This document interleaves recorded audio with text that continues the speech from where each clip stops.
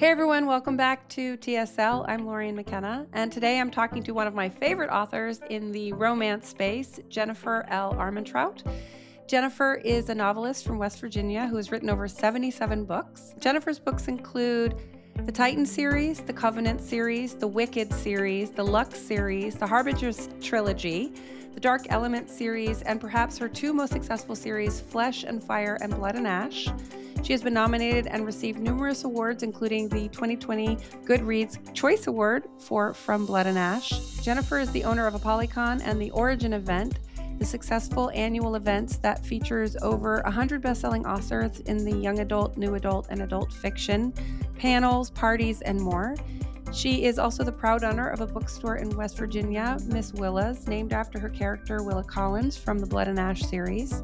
She is known for her ability to weave character with high concept seamlessly and do so insanely fast. She has said she has written a full novel in 7 days. So, Jennifer, welcome to the show. Thank you so much for having me. And the first segment we do is called Adventures in Screenwriting, or we can call it Adventures in Writing.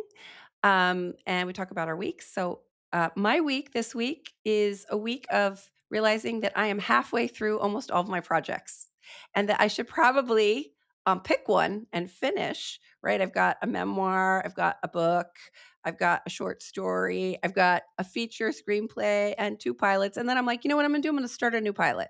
That's what I'm going to do, is start a new TV show pilot. Like, that's exactly what I need. Before I even got on this call, the Zoom with you, I was like thinking about what the structure of the pilot was instead of attacking one of those projects that I'm in the middle of. And it's that balance that I'm always struggling with, which is where are the projects that I can move forward in terms of like to pitch something and get a TV show set up, or I really want to finish that memoir because it's meaningful. But I feel like all these projects, I don't have the time or the energy to really focus on one because of the bullshit of life. Like my daughter got her black belt a couple weeks ago in karate. Oh. Amazing. As I'm walking out to my car, some shithead had hit my parked car and driven away. So I have to deal with that, right? Like what like I needed that. So it's, calling the insurance and all the things. And so I don't quite know how to move through this space, and it's really frustrating. So instead of beating myself up and judging myself, I'm just noticing that is the particular era. I was hoping I was in my villain era, but apparently I'm in my halfway era. I think we're all in that era of what the fuck is going on. It's just like pretty much. It's so hard to concentrate because it's like everything is always constantly happening. So I completely understand. Like you start a project and then you just get distracted, and then something happens, and then you're like, well, why am I even doing this? Because this is happening. Yeah. Well, how was your week? I have spent the last week because obviously, I sit all day writing. So in the evenings when I'm no longer writing, since it's the summer here, I go outside and I get into this habit of starting new outdoor projects like building garden beds, which requires digging up the grass and the soil, which always is like, I can do that. And then 3 days later, I'm still digging up fucking grass. And there's a root because there's a tree right there. And oh wait, you planted this other thing and there's some weird bulbs in the ground. And it's a lot of shell dirt. So it's like dirt and ginormous rocks. It's clay. So I think it's clay and shell. So I dug out like, I don't know what the amount is, but it was a pretty decent amount. And then building the garden beds. So moving, I think they're like 11 inches wide, it's like a landscape block, which one of them by themselves is not heavy, but like it's very like backbreaking. But I enjoy doing it because again, it's like you sit all day and I don't have to really use my head doing it. I probably should because I don't like, I always mess up the measurements somehow. And so it's like, I'm just going about it. But that's like when I listen to podcasts, is the whole time I'm just listening to podcasts and just zoning out so that's pretty much what my whole week has been, is just doing that. Awesome. What podcasts are you listening to?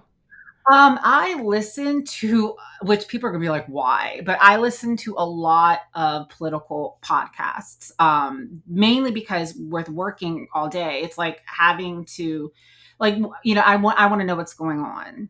But I listen to ones that also kind of have humor, because I'm like, I have to be able to laugh. Well, otherwise, Otherwise, I don't know what's gonna yeah, happen. right. Talk about Yeah. entering your villain era. So you're writing all day and are you disciplined enough for like you're not checking the news, you're not checking your email? No, I have ADD, and even though I'm medicated, like, there's not enough medication in the world to Same. stop me from this. Yeah, and so it's like you just make the mistake of like hitting like refresh on like a social media site, and you're just like, wait, what? Almost have to teach yourself. It's where it's like, okay, you know what? I can't pay attention to this right now. Like you were saying, I have bills to do. I have a job, Yeah. and when I'm done, I'm gonna, then I'll pay attention to this. Obviously, that doesn't always work, because sometimes you see something where you're just, your whole day is just gone, because Yeah. you're just like, you know. So, but I try my best not to. But honestly, like, I don't even think there's, like, how you can get those apps that like disconnect your internet. Like, I that ain't can't gonna do work. it because I'm like, how dare you tell me what I can and can't do? I get very I'll just pick up angry. my phone. Pick up my phone. Like, Exactly. There are workarounds to all of that. yeah. Yes. So I'm a huge fan of your work. And I can't say I've read all 77 of your books, Well, but I have read quite a few of them. I love series. And something I'm so impressed with that you do, world building and character forward stories. But how you'll take a couple like series and then how you've interconnected them to other series, this sort of fifth dimensional or I don't know I don't know how many dimensions there are, whatever, but like that there are too many. too many, but like that it's so rich and it's so fun. You get to the end, you're like, ooh, I can read the backstory about this character and how they got to where they are. When you sit down to start a book, like say, oh, I have this idea or character, what are you starting with? Because I see where you go, but what's your beginning point? Usually it's like it's a character, like a certain type of character, and I used to always think that it was just the character that comes to me, but like now, the one, like, as I think back, like, over the years, I don't think that's. I think that's the case when I'm writing contemporary, because the character almost is in contemporaries a lot of times, unless you're doing suspense or something like that. The character is the plot, really. You may have like a secondary plot, but with like fantasy and things like that, I realized that I must come up with a character and the plot, a little bit of the plot at the same, or the world building. And so when I think of like the Blood and Ash series, it was like the world building and the character kind of came to me at the same time. And I mean, I think that maybe the world itself probably started to come to me a little bit before.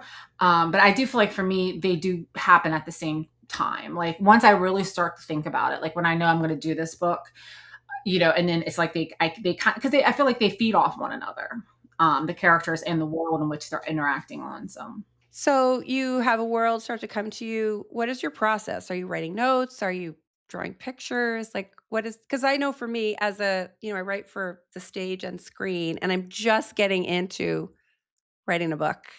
And the how you I'm just so curious because I'm very character forward, which is drives the plot, which drives all of it like you're saying, but what are you doing physically, the process to move through it?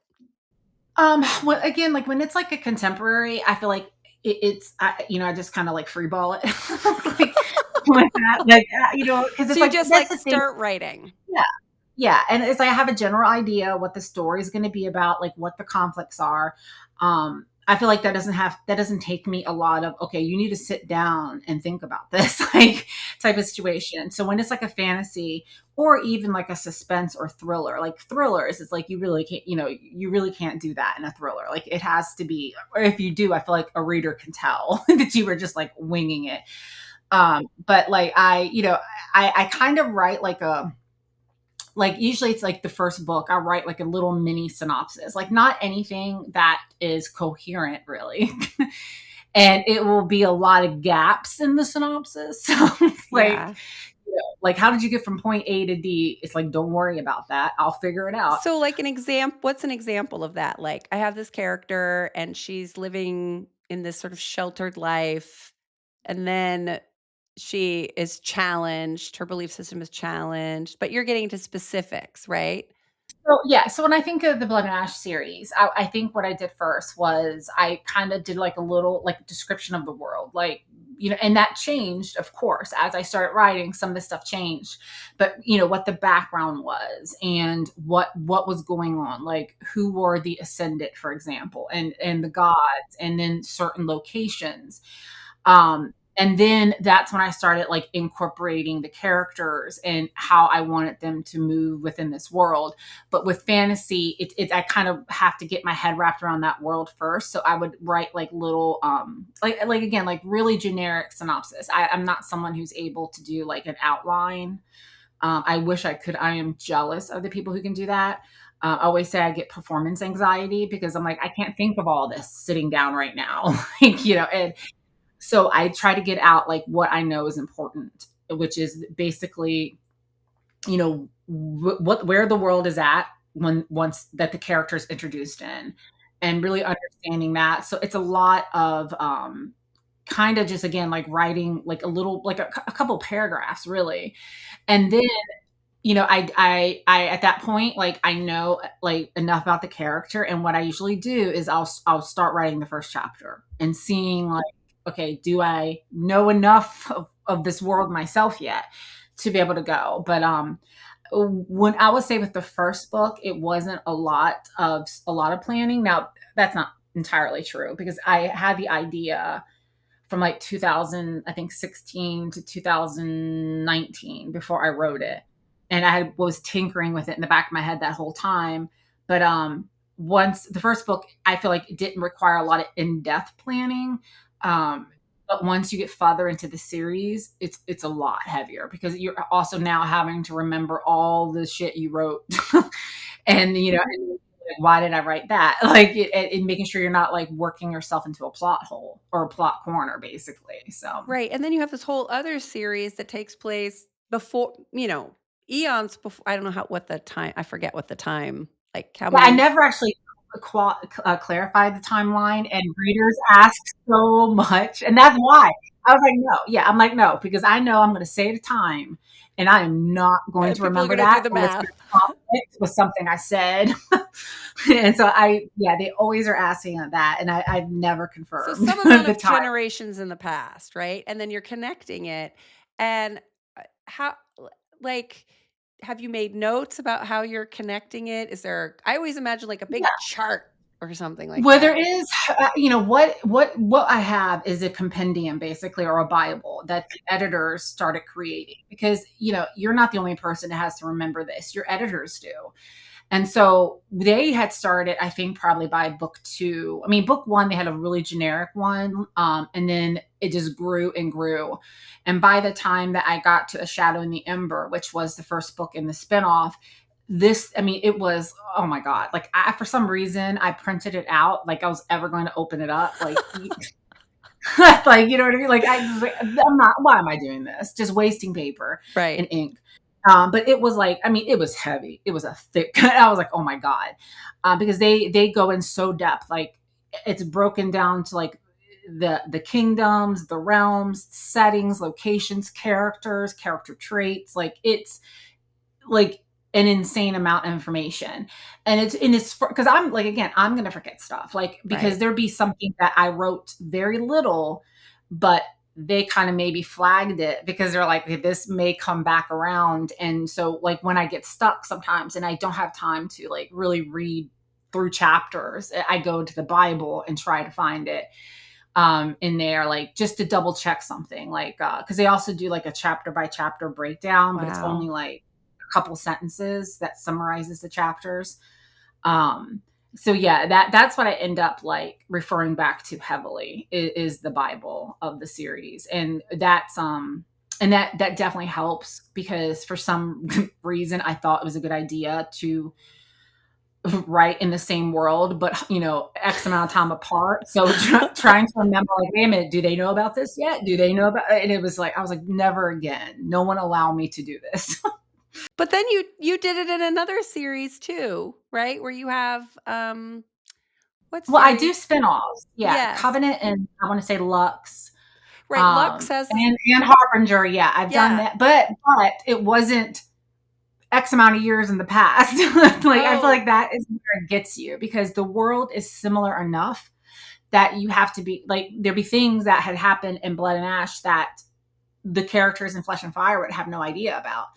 And trying to remember that, like, oh, and then, because I'll email the editor sometimes if I can't find it in the compendium, and I'll be like, okay, did I, is this right? Like, would they know about this? And just to double check because it's, again, because it's like you spew everything out. And I think readers or viewers, a lot of times they think that like you're remembering, like, I don't, because sometimes I don't feel like I'm even aware of what I'm writing when it's not like these huge important conversations, like things like that. Like, and so you have to be careful. I feel like when you're kind of writing the filler stuff a little bit, because the filler stuff is important, but that's not the stuff I feel like for me that gets stuck in my head. I think it's so great you have a team working on that with you. It's similar to TV, right? You have a story area, which is like, here's what the pilot is going to be about, a couple paragraphs, and then the outline, which is very, like an essay. Here's what the scenes are in it, and then when you go to series, you write the Bible for the show, the rules of the world, the rules, everything. So you go back and you double check it, but it's all on the showrunner, right? And the team, the writing team. But y- I think that's great. You have somebody else working with you on that. If I can't remember this, those editors are not. And I've been lucky with this series that it's been the same editor or same editing team Right. because at other publishers I've had editors change in the middle of a series and then they, like, and you hope because they don't always, but you hope Yeah. they go back and reread the previous books. They don't always do that and they kind of rely on the copy editor to come Oh, in, wow. and that really does irritate you because your copy edits shouldn't be like super intensive. And they are because they're catching stuff that was missed. And so that's when you do get a little frustrated because you're just like, Like logic things or rules of the oh, world yeah. things. Or Oh, like that. This okay. conflicts with this, this conflicts with that. So I've talked to a lot of authors and I have friends who write, and there's the self-publishing route. There's which you went down that path in the beginning, right? in the beginning, I did small press, like independent publishing. Oh, okay. And then I self-published, then I did traditional. And so, but I go back and forth. Like I kind of like what I just like, for example, like right now, I wouldn't give, like if I was writing contemporary romance, I'm not going to give that to a publisher. No. I mean, they pretty much conceded defeat, I feel like, to indie publishing in that genre because they cannot turn a book around quick enough. Like their process it's very like there's so many cogs in the wheel and probably not as many as there needs to be because we're not talking about editorial or anything like that. We're talking really about you know like it's a decision by committee kind of on Mhm. things. So it's like everything gets slowed down for the once the month meeting or like whatever. But it was a lot of it's pricing. Like with indie, it's like you could obviously you don't want to undersell yourself, but it's like in this economy, like what I mean. Yeah. But also it's you're competing against KU, you're competing against all this other stuff. Mhm. And like I feel like when indie publishing really took off, like I want to say it was probably around like 2000, because obviously there was independent publishing before this, but there was a boom. I feel like around 2011, 2012, and after that, you just like the publishers couldn't keep up with the schedule of books because they're dealing with print, but more importantly, they're dealing with the bookstores, and the bookstores only have so much shelf space. And so you live and die by when they can put that book into a store and how many copies they can carry. And so I feel like around that time you started seeing a lot of the big publishers like just thinning out their like romance genre. and canceling a lot of contracts with their mid-list authors. And I know a lot of people hear something like mid-list and they think that's bad, but mid-list is actually not bad for the author or the publisher, because the publisher typically relies on their mid-list because they know out the gate how many books that's usually going to sell. What, they keep the lights on, and they just started like just thinning. I mean, people who are working like traditional romance authors who, were with them for decades, were just like contracts not being renewed or Oh, being wow. such low advances. So it seems like in your experience in this space, that's what's working out for you. And I remember like years ago, there was a whole like, oh, self-published. Like you couldn't get somebody to Yeah. publish it, but Oh no. it's different now, right? Oh Or yeah. When I started, even with the self-publishing, I think my first book was 2010 or 2011. They like turned their nose up at indie publishing in general. Like they even like some people would kind of be like a little against like Kensington, and because they were like Kensington and I think Source Books were like the two like bigger independent houses. They weren't a part of the big five or how many they are now. Oh yeah, like you, like honest to God, like yeah, it was no, like when I hear indie authors complaining today, I'm gonna be like, in my time, you could not get people to review your books. the romance genre, especially in the fantasy space, I don't know. Yeah. How do you feel about the word romantasy?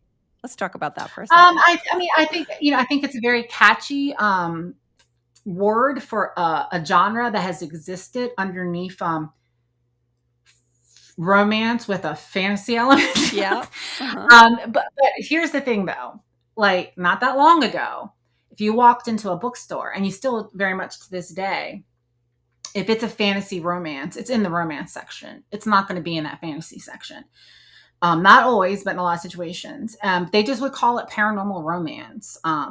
Or urban fantasy was the other genre they used to Right. call it. And urban fantasy were fantasies that took place in our world, but there was obviously like different things, like with like if you look at Sarah Moss's like Crescent City or Nalini Singh's, like it's Mhm. where it's your world, but there's big differences. But like fantasy romance wasn't a separate category, because it was like it was almost like you couldn't have fantasy and a romance. And those books did exist. They were just labeled underneath usually paranormal romance, or they were put into young adult. Romance is the highest selling Mhm. genre in publishing and has been since Lord knows when.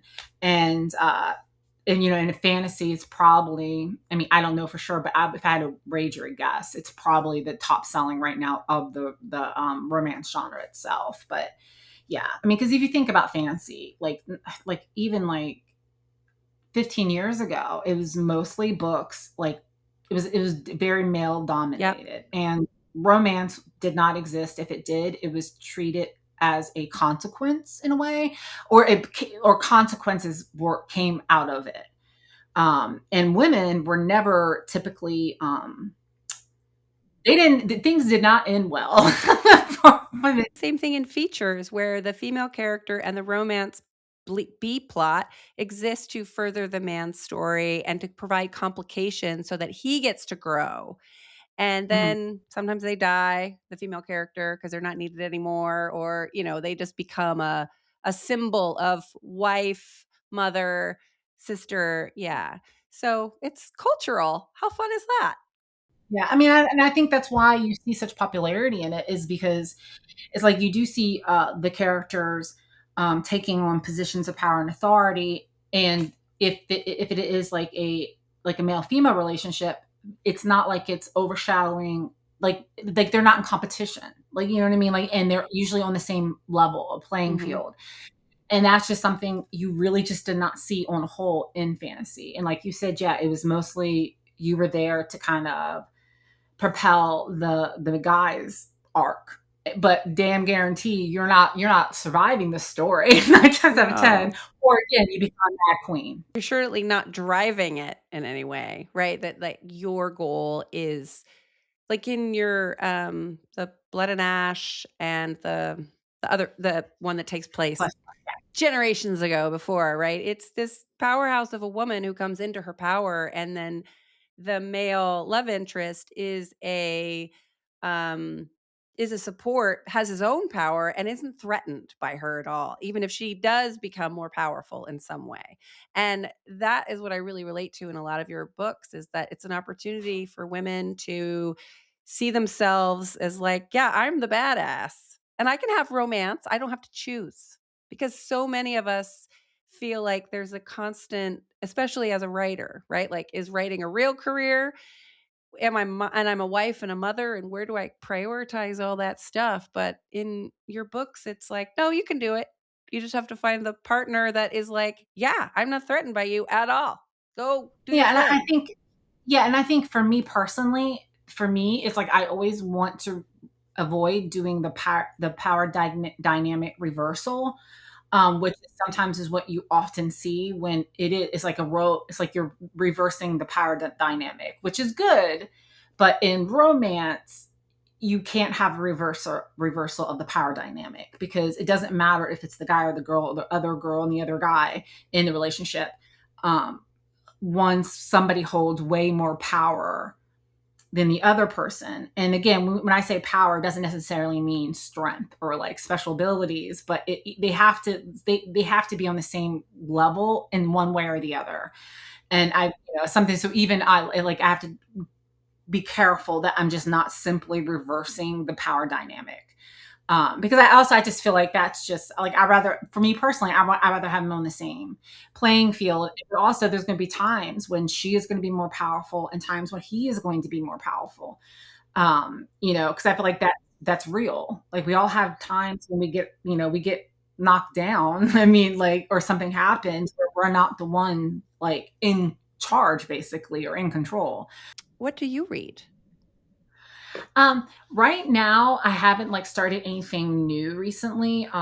But usually, if I'm writing fantasy, I'm reading contemporary and vice versa, because I don't want to unintentionally like take on attributes of what I'm reading. And because again, in any type of writing, I forget who said this. It was somebody probably well known from the Greek times. I don't know if it was Socrates or whatever, said somebody did that there was only seven stories to tell. And yeah, and so that is true. It's like seven main archetypes, right? And then the difference is how you tell that story. So I feel like when you're reading in the same genre, you're inevitably going to find similarities. And so when I'm writing fantasy, it's like I won't read it, because not only that, I feel like I'm then comparing myself to what I'm reading. That's actually a good idea. I find that what I'm really drawn to, like watching a TV, like what I'm watching on TV, is nothing like what I'm writing. Because for maybe the same reason, I want to separate it. And I like to write things that are different than what I like to watch. Can we talk about a polycon for a minute? You've created this amazing conference where you have authors come, and it's like Comic-Con for writers and fans.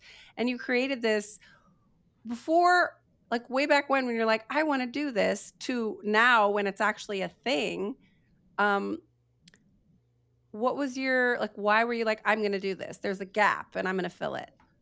Um, it started off with, I feel like something a lot of authors can understand is I had a book coming out, The Return, the spin off of The Covenant. And the publisher wanted me to do like events.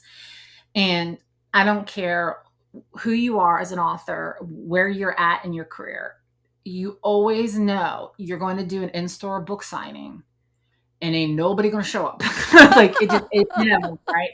So it's something you dread, like you don't want to do it by yourself. So I was like, well, if I'm going to be miserable, I would like to have other people miserable with me, like, kind of thing.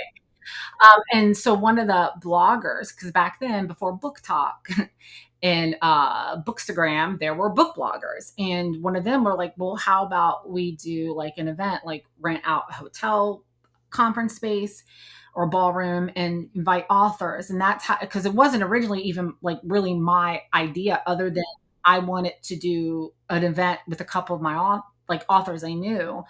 And then Damaris was like, well, why don't we do this? Because at that time, so that was 2015, there wasn't a lot of those events, but there were more. Like, there was like Book Bash. There was when BEA was happening every year, and book.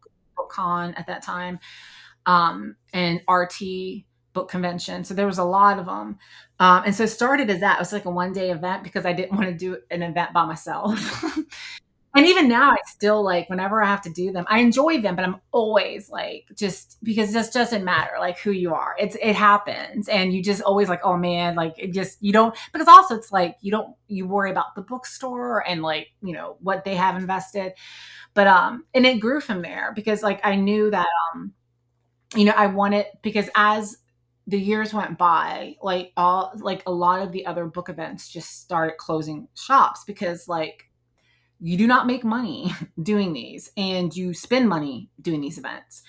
You're not Comic Con, like at the end of the day, which, obviously they're making their money likely off of sponsorships and things like that. And so I knew I wanted to grow it to kind of replace or fill the hole that like RT Book Convention, because that was like the biggest one at the time, hadn't stopped. But I knew I had to grow it slow, because nothing, I mean, yeah, like events can get away from you very, very quickly. But like I have a team, a staff that does the bulk of the planning. Like I always say, I'm like the genocracy. So I have final say. That's awesome. Because inevitably, yeah, like doesn't we have been lucky. We've sold out every year, but the bigger the event gets, I mean, the amount of money I paid out of pocket Yeah. is shocking, Yeah. for this event. So that came out of something like a need you had. Like, I don't wanna be miserable alone. I wanna, like, be miserable with other authors. Does your work, your creative work come from a similar place? Not the misery, but, like, some, like, personal thing? Like, I write about what I'm mad about. I'm pissed about this thing, and I'm gonna write about it.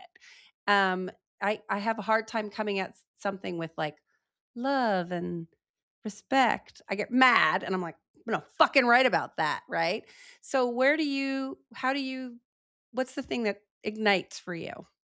Like when people always ask, like, what's your inspiration? And I'm always, and I know you're not asking that, but usually you get asked that. And I'm always like, I hate that question because I'm usually like, I don't know. Like, but because also I do know, and it's never what I think people think it is. I bore easily. Again, I have ADD. I love this so much already. So I started writing in high school to entertain myself during algebra class. And I ended up having to take remedial math in college because of that.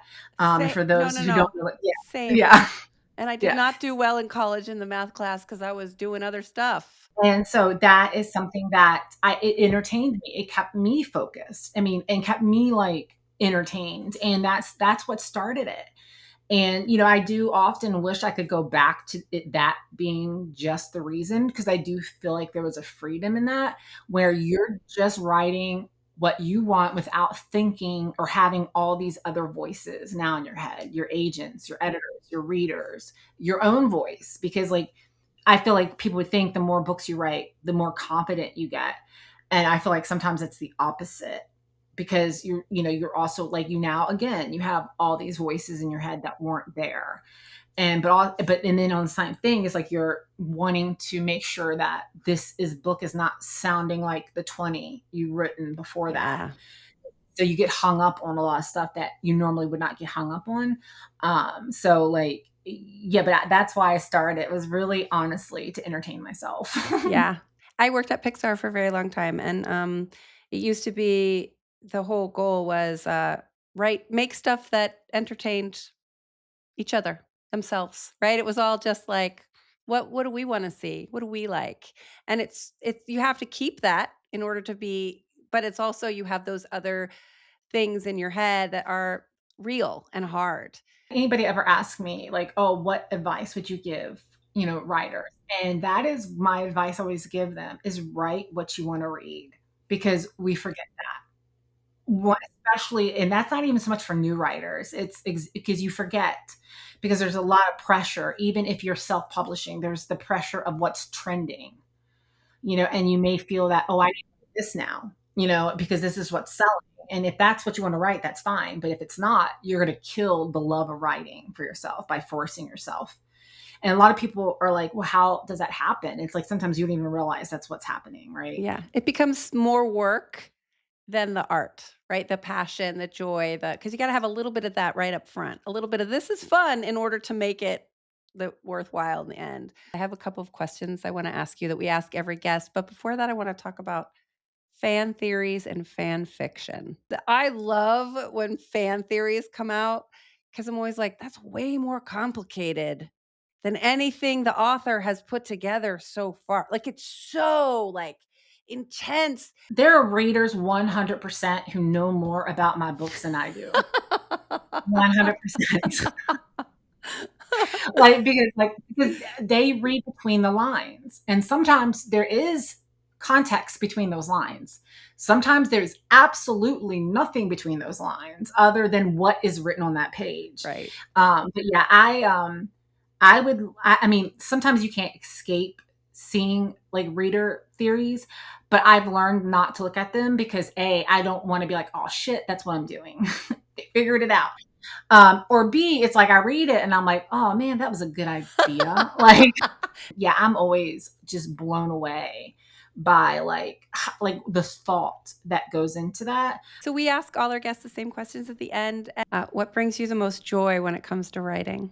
Because I feel like that changes over time. Because I feel like obviously there's all these different, almost like milestone joys, or you find things changing.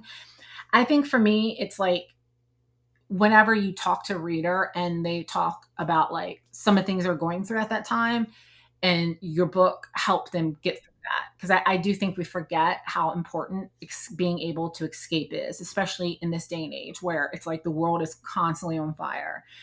And sometimes you just need to be like, you know what? It's not that I'm not paying attention. It's not that I'm not going to do something, but I need an hour of not being like, what the fuck for 5 seconds.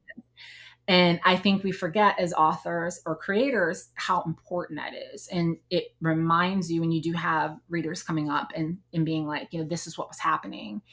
And, and I find that brings you joy because it also reminds you of why you're doing this. Like, because even though I do get bored easily, and that started the reason why, right? It's also because I wanted an escape. And that was how I was able to do it. And so I feel like that also has like a dual purpose. It kind of reminds me to get back to why I started doing this in the first place. That's awesome. All right. So what pisses you off when it comes to writing? When I feel like I forget to write, like I forget how to write. I'm at the age where I'm hitting like perimenopause. So I never knew what brain fog was. I feel like people can say brain fog and you have an idea what that is until you have it. Because when I say for like the last, and I do think current events play a role in this because I am somebody who is very affected by stuff happening because it's like I feel like I need to be paying attention. But I got to a point probably in like the last year where, and I'm not joking when I say this, I'm like, oh my God, am I getting like early onset dementia? Because words are my life. And yet I'm spending 45 minutes to write the stupidest sentence, which is like, I sat down. Like, you're like, why is this so hard? Yeah. And I'm starting to get like super worried about this because they don't talk about this stuff. They don't really talk You will about get menopause. through the other side. I promise you. There was so much rage in it too. Like the terrifying rage of who am I? I've lost what Like even I'm about is. to murder someone. Yeah. Like, Yeah, it's really but scary. like, and no one talks about it. So like when it starts happening, you have no idea what's happening. And honest to God, I do not know why YouTube randomly one day, I had not looked at anything, said anything. It started playing this doctor who was like signs that are easily missed that you're hitting perimenopause. And I'm like doing something and I hear something that caused my head to turn around. It wasn't the brain fog. It was itching ears. Oh yeah, I've heard that one. My ear had started itching. And I mean, when I would go to my doctor for like an annual, I'm like, is it out? Nothing's wrong. But it would just come out of nowhere. And I'm like, is it my headphones? Like what? And then I started listening and it was one thing after another. And then I was like, oh my God, that's what it is. And then I finally understood like what brain fog is. It legitimately, like it's like everything is through a fog. Fog is too light a word for it. It's like industrial pollution. Like in the 70s in LA before the EPA showed up, like it is New York in the 70s, right? It is industrial level toxic chemicals in your brain. You cannot see through it and you don't understand that you're in it. It's And then you terrifying. do something, you say something, you think something, and a second later, that shit is gone like it was never there. Plus ADHD, it makes ADHD Oh, so yeah, and much it worse than worse. that, yeah, and it's like, Yeah. there ain't no amount of Adderall in this world No, that can fix this, yeah. it's you will get through it. I promise. Now, if you could have a coffee with your younger self, like when you first started writing, what advice would you give her? Um, Honestly, it'd be, don't forget to write what you wanna read, because I feel like it's something we all do at some point in our career. We, just start writing something that really, for whatever reason, it's not what we want to be writing. And that can be like people always say comparison is a thief of joy. And I feel like this is also a thief of joy. Like, I think actually too, another thing would be when you have successes, whatever they may be, recognize that. Don't always go from achieving that success to what's the next thing do I need to have? What else do I need to do? Because you end up realizing when you look back, like you didn't celebrate any of this. And then you And it always forget that you did those things. I find yeah, that I'll be like, oh, wait, I did that really cool thing. I totally forgot. yeah. Because you Because you're don't go. so busy, like, almost trying to prove yourself to yourself, really. Especially I feel like anything that's creative, because it's so subjective, and and that's hard to find, I think. What's the right word for it? But like affirmation, it's hard to find that, in something that's so subjective. And so I feel like that would be something too. It's just like, recognize like when you've done something, and celebrate it. Awesome. All right. What's your proudest career moment to date? I mean, like, of course, like hitting a bestsellers list. I mean, especially when I did, it was so hard to do at that time. When I hit number one on the New York Times, that was unheard of at that time for an indie book, because it was an independent book. It was 2012, I think, or 13. Um, so I think that was because that book was rejected by publishers, and a month later, it was sitting at number one on the New York Times. That's a how you like me now moment for sure. Yeah, and it happened so quickly that that was probably, I want to say, one of the first times, and not like, or the first batch of authors, along with like Colleen Hoover and all them, where it happened, like they remember, like they recognized it, they had it on their desks, and that did, I feel like, help change some things, because they were like, because that was the new adult genre.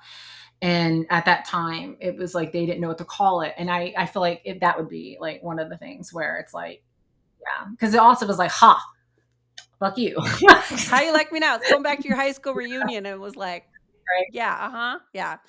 Oh, that's awesome. I mean, congratulations for that. And congratulations for all the books. And I'm sure you're writing books right now. Do you write one at a time or multiples?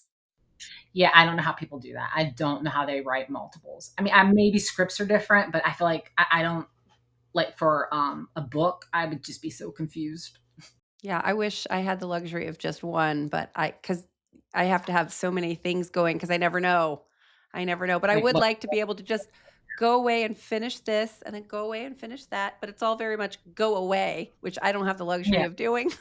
Well, thank you so much for being on the show and coming and chatting with me about writing and your process. And um, maybe I'll go to your bookstore one day. I don't know. Awesome. I'll I'd come love to see out. you there. Yeah. Thank you. Thank you so much to Jennifer L. Armentrout for joining me today. Please read any of her books if you hadn't yet. You will be totally hooked. I love all of them. The Screenwriting Life is produced and edited by Alex Alcheh. For more support, head over to the TSL Workshops. We have a growing library of pre-recorded workshops covering everything from core craft, like character want and outlining a feature, to the business side of writing, including how to navigate the elusive general meeting, and maybe even getting repped. We also host 2 live Zooms each month where you can talk to me and Lorien about the projects you're working on. The link to sign up is in the episode description. For more support, find us on Instagram, Facebook, and TikTok. If you have any questions, you can always reach out to thescreenwritinglife@gmail.com. Thanks for listening, and remember, you are not alone, and keep writing.